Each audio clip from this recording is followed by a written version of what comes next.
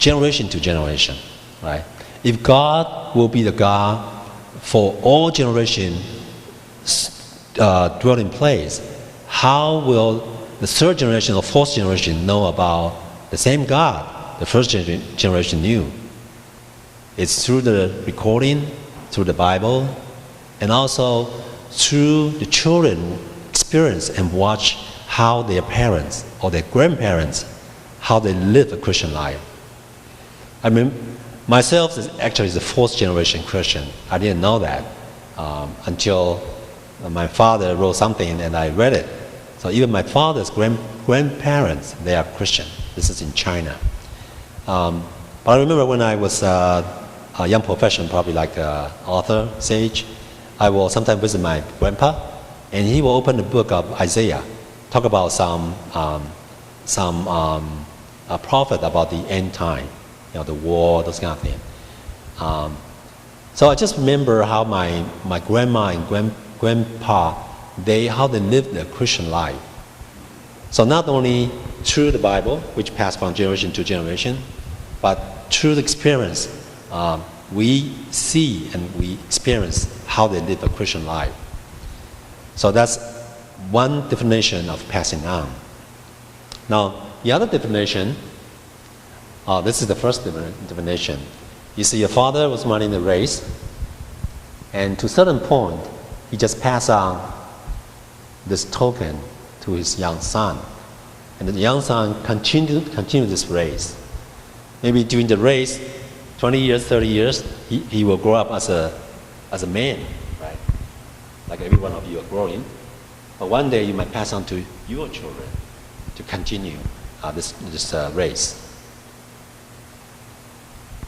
The second definition I will use in Proverbs 27. Can we read together? As iron sharpens iron, so one person sharpens another. Can we read again? As iron sharpens iron, so one person sharpens another.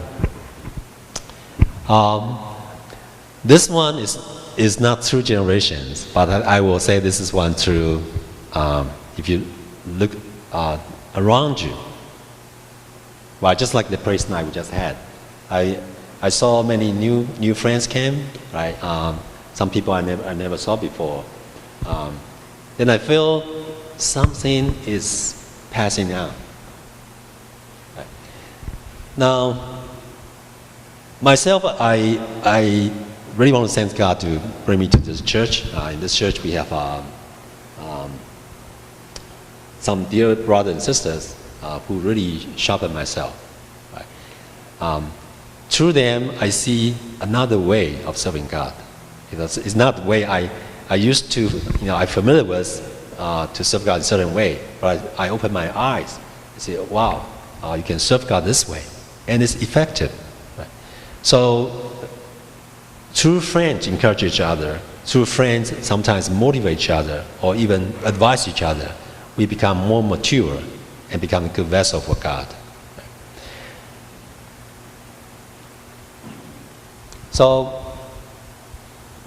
this way of passing on is toward your neighbors, right? What's the definition of neighbor? Is that one living next to you? Is that it? Do you remember this one time Jesus was talking to an expert in law, and this person asked Jesus, well, what's the biggest commandment in the Bible? Then Jesus asked him, what did the Bible say? And he said, well, to love your God with all your heart, your mind, your will, and your what? Your mind, your heart, also your strength, right? But next one is to love your neighbor as yourself. Then Jesus said, that's correct, and do as the Bible teach. But this person asked Jesus again, then who is my neighbor? Then you know the story about the Good Samaritan, right? So at the end, Jesus asked, who is the neighbor of this person who has been beaten by the robber? Then this this expert of law said, the one who helped him. So we could be everybody's neighbor when they're in need. We provide help to them, especially their eternal and the spiritual need. We provide to them. Then we become the neighbor of them. So this way of passing on is passing on to the people God put in your life. Your classmates, your friends, your cousin, your peers, right? Those are all possible people you can pass on God's love, right? And we are mutually motivated by others' faith, hope, and love. And in Christ we grow together. I really see that. Like today when I see the pastor out, I told the pastor there are two things I feel is very strong asset, blessing in this church. One is a strong family bonds, different family. The other one is the youth fellowship. I see some of the young people, they come and they stay because they feel they can grow together. They can share, they can be loved, being cared, and mutually grow together.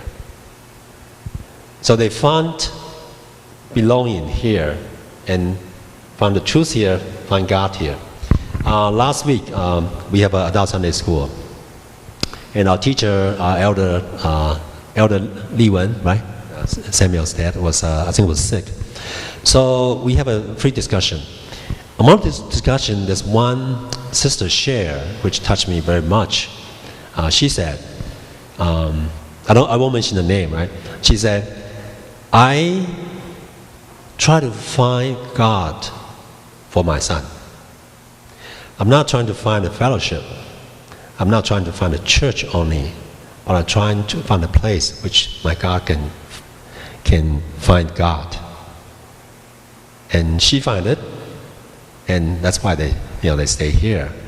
And that's really touching me. And there's a lot of meaning there. When we have a fellowship, it's not just for fun, right? But truly, one thing very important in this fellowship, that God is here. And that's very, very important key thing.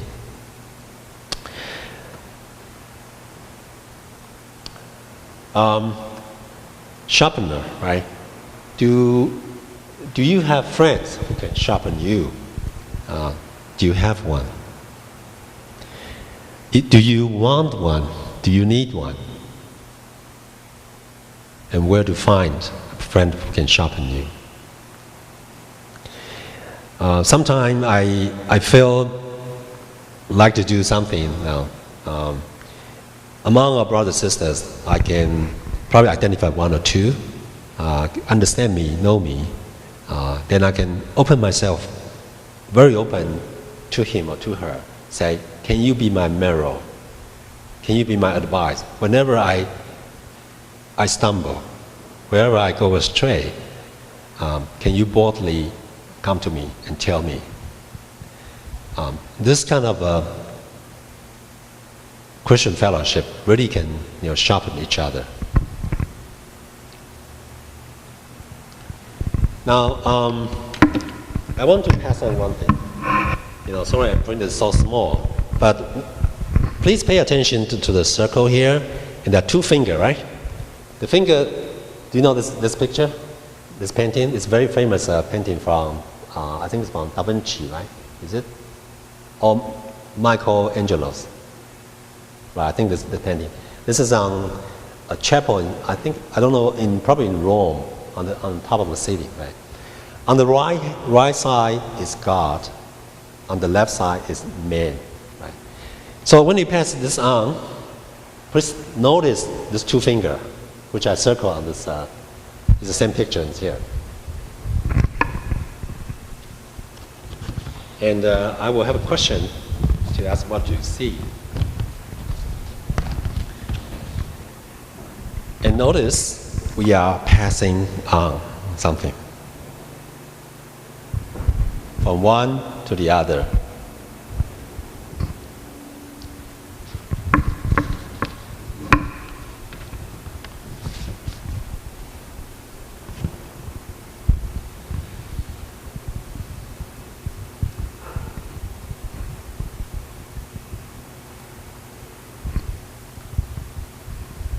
two fingers, right? The right side, in the real painting, the right side is God, and the left side is man. Yeah.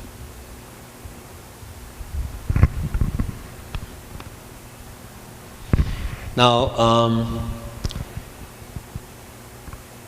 okay, while we're still watching, I will go forward and we can ask a question later. Now, what is the key in passing on? What do we really pass on? When we bring people to the fellowship, in the praise night, people come and they enjoy to be with us. They enjoy the singing, the skit. They love it, even the food. But what are we really trying to do? What's the key things we pass on, to other people? I like today's praise hymn very much. There's, I think there are a couple of verses I wrote it down. One was like you are like water flow, right? You overflow, you fill my heart and then overflow. Now, this overflow has been one of my favorite words to myself. Now, in your life, you overflow with God's love, like God's truth. And then filled with God's love and God's truth, and you overflow to the people around you. And naturally, those people who God put into your life, you will connect to them.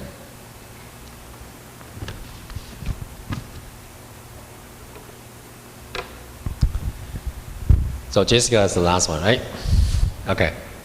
Now the question is, these two hands, who stretch out more than the other? On the right or the left? See the picture? Which one, I would say, use more strength and to stretch out, try to reach the other one? The one on the right, right? The one, God's hand. You see, God's hand straight, more flat. He's trying to reach the other one. But man is kind of loose, a little bit loose, right? Lazy. But when man's hand respond to, God's hand, then they will connect, right? And this is what I want to say when we pass on, when we bring people to our fellowship. Our true purpose is to let them raise their finger and connect to God themselves. So that's the key thing of passing on. So they can connect to God themselves one day. Through our sharing, through observing of how we live our Christian life, they can connect to God one day.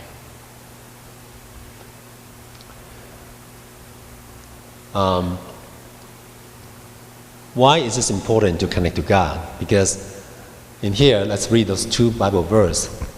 Psalm 36:9. For with you is the fountain of life. In your light we see light. And Psalm 27:10.